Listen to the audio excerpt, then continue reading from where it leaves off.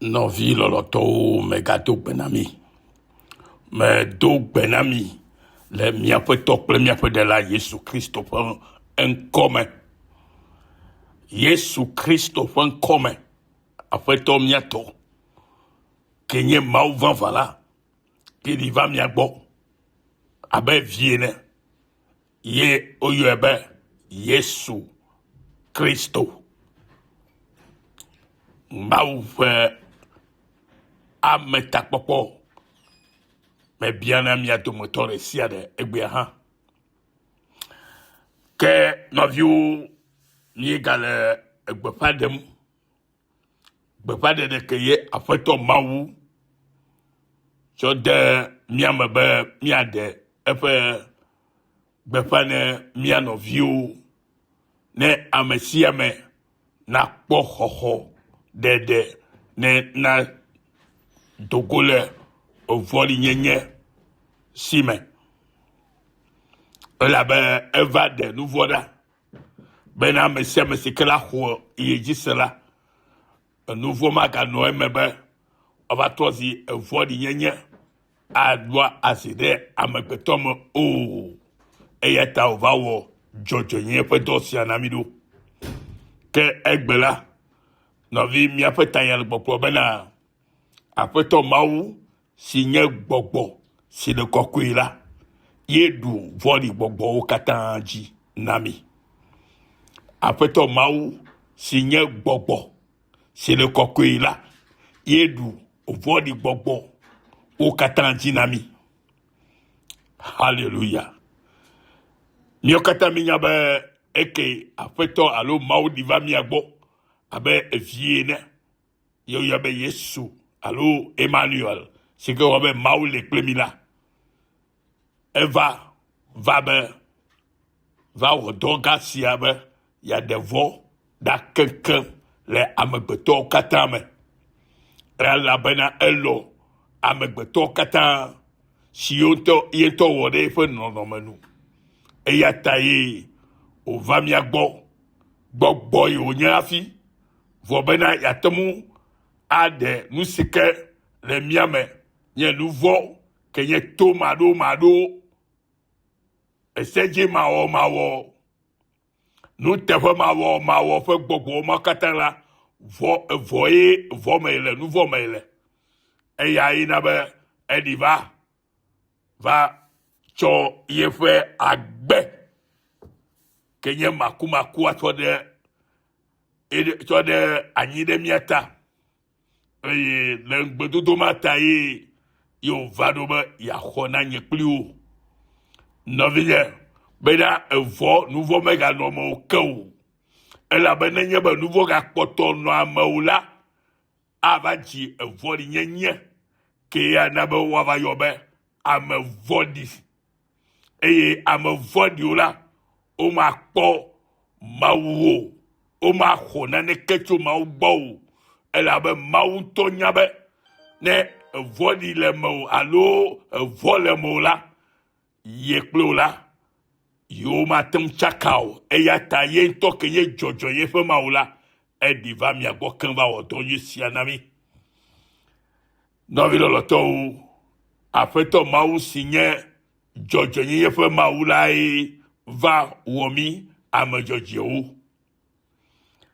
e ko sebe afeto kenye Jojo nye fe maula ye va woye etozi ame jojo ya.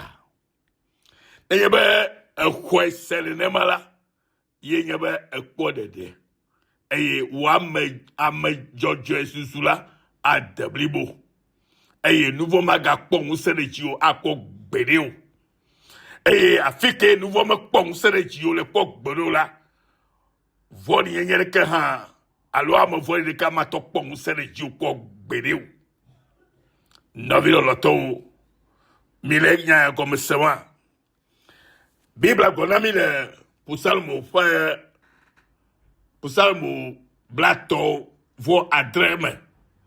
Buki blato vo adre to ire blane me bena le nkude ame madi folang eye nakpo ame joje lada elabena dzidzimeviwo le ŋutifafa me la le esi woatrɔ dzidalawo katã eye woatrɔ ame vɔ̃ɖi woƒe dzidzimeviwo ke dzɔdzɔewo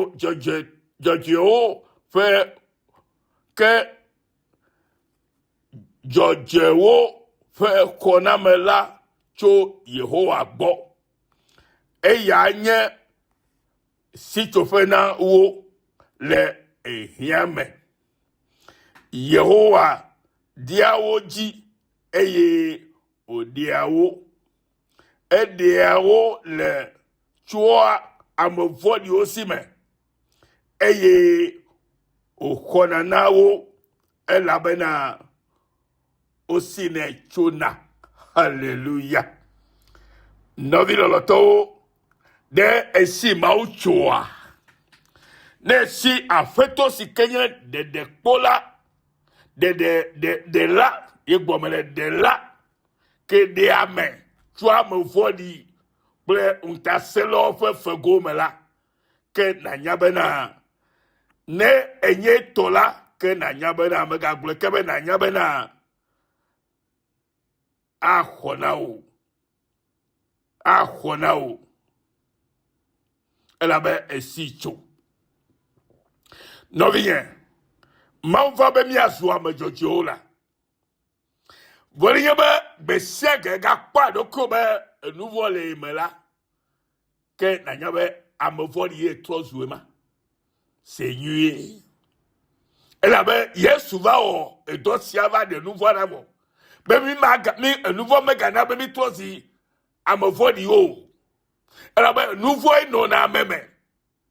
Ye vɔ̃ɖi ye va kpɔa ɖo azi ɖe ame me eye wotrɔ azi ame vɔ̃ɖi ke ye wɔa nu akpasagatɔ ke mesɔa kple Mawu ƒe ɖoɖo o. Ye woyɔ ame be esedzidala alo nuteƒemawɔla alo alakpatɔ alo agladzela elabe enu nye ke Mawu wɔ la be na xɔ edzi se la egbe be o ya ile tsɔtsi yi gake la ya enuvɔ la koe ganye ye gɔme be elɔ be ya nye nuvɔ la elabe me xɔ Mawu ke nye dzɔdzɔe ƒe Mawu la ke wɔ ame be wotrɔ asi ame dzɔdzɔ la egbe ƒe dzɔdzɔye ya xɔxɔ ke tso eƒe amenuveve me egbe amenuveve me gblɔ be ye nye ŋusẽ ɖe Mawu ƒe ŋusẽ ke womeƒlena o eye ne xɔe la aɖu nuvɔ dzi ŋusẽ ma ke le amenuveve me eɖua nuvɔ dzi eye ta ye wogblɔ be amenuveve ke matɔ ƒle o ke ƒe dɔ matɔ wɔ o wòntɔ matɔ dzagbagba wɔe o Mawoe wɔe ɖe mía nu be míatrɔ zi ame dzɔdzɔewo ale bena dzɔdzɔnyenye ƒe agbenɔnɔ nanɔ mía me ale be lɔlɔ ke ye Mawu tɔ ne kpɔ nɔƒe le mía me nyateƒe si ke ye Mawu tɔ ne kpɔ nɔƒe le mía me nuteƒewɔwɔ anukuaɖitoto agbenyenɔnɔ kple gbɔgbɔme ƒe ekutsetsewo katã siwo míexlẽ le Galatitɔwo ƒe agbalẽ etama tɔwo me. Nɔvinye, Biblia gbɔgblɔ fia bena woatrɔ dzidalawo katã eye woatrɔ ame vɔ̃ɖiwo ƒe dzidzimeviwo ke dzɔdzɔewo ƒe xɔname la tso Mawu aƒetɔ gbɔ eya ye nye sitsoƒe na wo ame dzɔdzɔewo eye le ehiã yi hã me. Aƒetɔ Mawu ɖea wo eɖea wo dzi eye wòɖea wo eɖea wo tso ame vɔ̃ɖiwo si me. Mawu aɖewo tso ame vɔ̃ɖi ƒe asi me. Ame siwo me nuvɔ kpɔ nɔƒe le eye wòtrɔ zi wòdzi vi ke nye vɔ̃ɖi nye ƒe viwo eye amewo katã trɔ zi ame vɔ̃ɖi la. Aƒetɔ Mawu ƒe nya gbɔgblɔ bena ewo kenya me dzɔdzɔ ke xɔ yeƒe dzɔdzɔ yeyia ye wòle me la ame vɔ̃ɖi magatɔ nu dzi o Mawu aɖe wò le ame vɔ̃ɖiwo ƒe mɔtetro katã me axɔ na wò le yi sesẽwo me akpɔ tawò ade dziwo le mɔwo katã dzi anɔ akpa na wò abe akpoxɔnu ene esi tsoƒe wònye na ame siwo katã nye ame dzɔdzɔewo kple nuteƒewɔlawo fika ame kawo dome afi kae ne le o akpa kae ne le o evɔ ƒe akpadzi alo nyui ƒe akpadzi Mawu ƒe akpadzi nye enyui ƒe akpadzi evɔ ƒe akpadzi kple esiwo kplɔe ɖo abe ala akpadadawo be abosanya le akpatɔ tso yeƒe dzɔdzɔme ke o ɖe numɔwo gakpɔ atɔnɔ amewoa awo meɖo le gakpɔtɔ nɔ amewo nu yawo na be ame geɖewo wole tsɔtsia yi vɔa womekpɔ ɖeɖe o Psalm ƒe agbalẽ gbãtɔ etagba heyi ɖe eɖewo gblɔ bena ame vɔ̃ɖiwo ame dzɔdzɔwo menɔ ame vɔ̃ɖiwo ƒe hame o ɖe ame dzɔdzɔewo menɔ ame vɔ̃ɖiwo ƒe hame o eye ame vɔ̃ɖiwo hã matɔ nɔ ame dzɔdzɔewo ƒe hame o ke ame dzɔdzɔewo ya wode agbe le Mawu ƒe nyaŋusa kple keli eye nu sia nu si ke wɔna la ewɔnɛ ewɔa nu nyui ne etsi megbe hã ele ava me nɔ godo elabe ŋugbedodo ɖe ta ye Mawu tsɔ eƒe agbe ɖo anyi ɖe nye kplo ta ɖo eye ŋugbedodoa mada ƒu o ava me kokokoko le Yesu ƒe ŋkɔ me le Kristo Yesu ƒe ŋkɔ me tɔ le ava me na wo ame dzɔdzɔe Mawu be mi trɔ zu ne enu dzɔdzɔewo ne va me na mi le miaƒe agbe me hena eƒe ŋutikɔkɔe ɖo eya ta ne se nya ya la megatsi gbɔ wo lo mena nɔviwo ɖe hã bena se nu ɖe gɔme le eme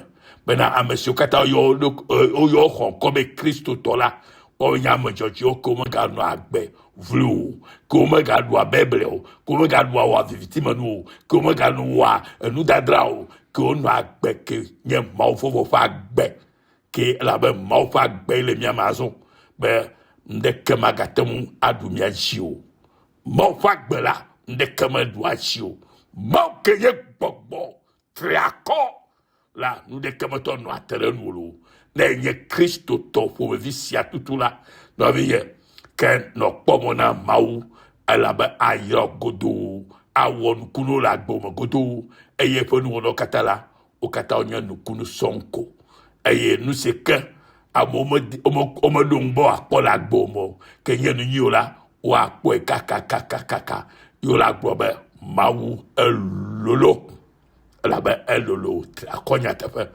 Mawu aɖe ƒe ganye ɖe go fia le ame siwo katã xɔ dzɔdzɔnyenye ƒe enuya ƒe atikutsetse ya hedo ɖe woƒe agbeme la emia yɔ be ame dzɔdzɔe elabe atie si wodo ɖe me la dzɔdzɔnye ƒe atie eye wòle gbɔgbɔme ƒe ekuwo tsem ke nye be alɔdziwo mi nye le Mawu ŋuti eye miatse ku siwo dzena tsetse lo le Yesu Kristo ƒe ŋkɔ me la woyra kakakakaka elabe enya ya la ena be atɔ dzesi ɖokuiwo eye anyakpa si ke dzi ne le lo woyra ke ɖe le Yesu ƒe ŋkɔ me mixɔ yayra si ke tso Mawu gbɔ na mia dometɔ ɖe sia ɖe la mi se eƒe nyagbea ye mi tsɔ de dɔwɔ me mi trɔ zi yayratɔwoe me le Yesu ƒe ŋkɔ me amen.